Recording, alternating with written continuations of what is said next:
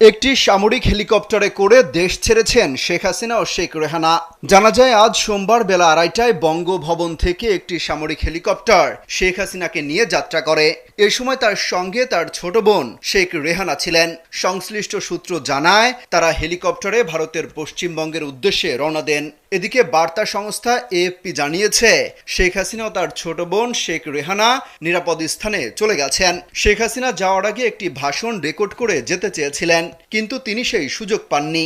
এদিকে গণভবনে ঢুকে পড়েছে ছাত্র জনতা। গণমাধ্যমের লাইভ ফুটেজে দেখা যায় বিভিন্ন জিনিসপত্র ভাঙচুর চালাচ্ছেন তারা, নিয়ে যাচ্ছেন হাতে করে। খামেরা তো দাগ হয় কিভাবে? এই যে ভাবি, দাগও যাবে রাগও যাবে। নিন চাকা সুপার হোয়াইট।